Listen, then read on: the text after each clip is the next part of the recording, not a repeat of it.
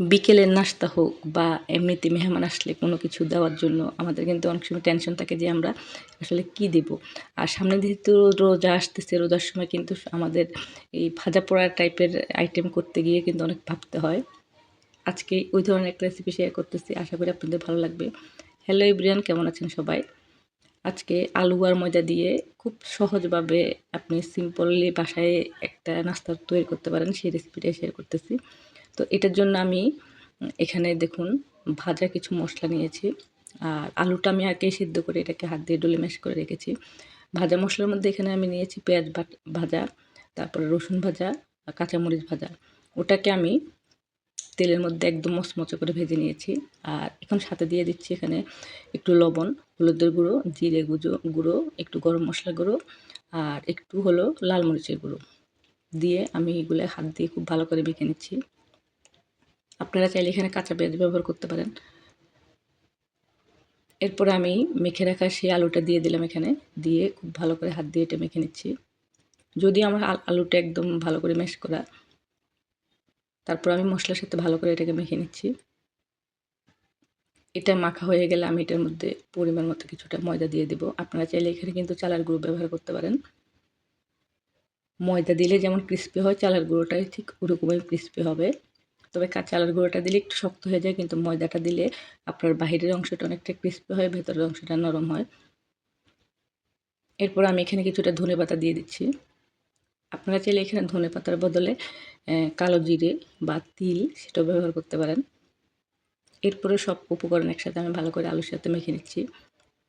এখানে কিন্তু আমি ডিম ব্যবহার করতেছি না বা এখানে অন্যরকম কোনো রকম উপকরণ ব্যবহার করতেছি না। আমি হাতের কাছে খুব সহজে পাওয়া যায় এই ধরনের উপকরণ দিয়েই কিন্তু এই নাস্তাটা আপনাদের সাথে শেয়ার করতেছি। তো আমার ডোটা যখন একদম রুটির ডোর মতো একটা ডো হয়ে গেছে, তখন আমি এই যে হাত দিয়ে ছোট্ট একটা লেচি কেটে নিয়ে তারপরে এটাকে মোটামুটি হাত দিয়ে ঘুরিয়ে গোল করে মাঝখানে আঙুল দিয়ে একটা ছোট ছিদ্র করে দিচ্ছি। এটা জাস্ট ডোনাটের একটা শেপ, আপনারা দেখলেই বুঝতে পারবেন। খুব সহজভাবেই করে দিচ্ছি। আপনারা চাইলে যে কোনো শেপ এটা করতে পারেন। তবে আমার কাছে মনে হয়েছে যে এই ধরনের একটা শেপ করে নিলে বাচ্চারা এটা খুব বেশি পছন্দ করবে দেখতে, যেহেতু আসলে এটা ডোনাটের মতো। তো এই জন্য আমি এইভাবে করে দিচ্ছি। তো এভাবে আমি সবগুলো বানিয়ে নেব। আপনারা যারা আমার ভিডিওটা দেখতেছেন, আপনাদের কাছে যদি আমার ভিডিওটা ভালো লাগে, প্লিজ একটা লাইক দিয়ে ভিডিওটা দেখবেন। চ্যানেলটা ভালো লাগলে সাবস্ক্রাইব করে দিয়ে পাশে থাকতে পারেন। আমার সবগুলো নাস্তা কিন্তু রেডি হয়ে গেছে।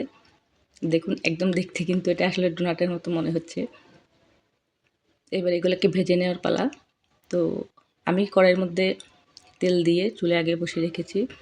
চুলার হিটটা মিডিয়ামে রেখে আমি এগুলো ভাজবো। হাই হিটেও দেবো না, আবার একদম লো হিটেও দেবো না। হাই হিটে দিলে এটা পুড়ে যাবে, আর লো হিটে দিলে এটা মচমচে হওয়ার জায়গায় দেখা যাবে এটার ভেতরে তেলটা বেশি প্রবেশ করবে, এটা একদম নেতিয়ে যাবে নামানোর সাথে সাথে। তার জন্য মিডিয়াম হাই হিটে রেখেই ভাজবো, যেহেতু আমার আলুটা সিদ্ধ করা। তো এপিট উপিট করে এটাকে একদম লালচে করে ভেজে তুলে নেব। আবার এতটা লাল করব না যাতে আসলে পুড়ে যায়। এটা জাস্ট গোল্ডেন ব্রাউন কালার হলেই কিন্তু আমি নামিয়ে ফেলবো। দেখুন এটাকে আমি মোটামুটি অনেকগুলো দিয়েছি একসাথে। আপনারা ইফতারিতে কিন্তু এই আইটেমটা করে খেতে পারেন একটা সসের সাথে, বা বিকেলে বাচ্চাদের নাস্তা হিসেবে বাচ্চাদেরকে এটা বানিয়ে দিতে পারেন। আর বাচ্চাদেরকে দিলে কিন্তু অবশ্যই ঝালের পরিমাণটা কম করে দিবেন। তো এভাবে সবগুলো ভেজে আমি তুলে দিচ্ছি। আর একটা কথা বলি, এখানে যে আমি তেলটা ব্যবহার করতেছি, অনেকে হয়তো বলবে তেলটা আগে থেকেই এখানে চুলায় দেওয়া ছিল। হ্যাঁ, এই তেলটার মধ্যে আমি একটু আগে একটা নাস্তা ভেজেছি, সেই তেলেই কিন্তু আমি এই নাস্তাটা ভেজে নিচ্ছি। বেশি পোড়া তেল কিন্তু আমাদের শরীরের জন্য অনেক ক্ষতিকর। মানে একটা তেল, এই যে যেমন আমি ৫ মিনিট আগে একটা নাস্তা এই তেলটার মধ্যে করেছি, এখন ৫ মিনিট পরে আমি আবার একটা নাস্তা ভাজতেছি। আর এই তেলটা দিয়ে কিন্তু আমি আজকেই খরচ করে ফেলবো, এটা রান্না করে ফেলবো এটা দিয়ে, এটাকে ছেঁকে নিয়ে। তো এই যে তেলটা আমরা যেটা ভাজি আর কি, সেই তেলটা কিন্তু বারবার করে ব্যবহার করাটা শরীরের জন্য প্রচণ্ড ক্ষতিকর। আর এটাকে আপনি ৩-৪ দিন অনেক সময় দেখা যায় আমরা স্টোর করে রেখে দিই যে থাকুক অনেকগুলো তেল, এটা কিন্তু করা ঠিক না। মানে তেলটা পোড়ানোর পরে তেলটা অনেক দিন এটাকে স্টোর করে রাখাটা একদমই ঠিক না, এটাও শরীরের জন্য অনেক বেশি ক্ষতিকর। যাই হোক, আমার সবগুলো নাস্তা কিন্তু ভাজা হয়ে গেছে। দেখুন আমি একদম গোল্ডেন ব্রাউন করে এগুলো ভেজে নিয়েছি। আপনাদের কার কাছে এই নাস্তাটা ভালো লাগছে? ভালো লাগলে বাসায় ট্রাই করতে পারেন। আমারটা কেমন হয়েছে অবশ্যই একটা কমেন্ট করে জানাবেন। আপনাদের ভালো লাগাটাই কিন্তু আমাদের অনুপ্রেরণা কাজ করার। আপনারা সবাই খুব ভালো থাকবেন। আজকে এই পর্যন্তই।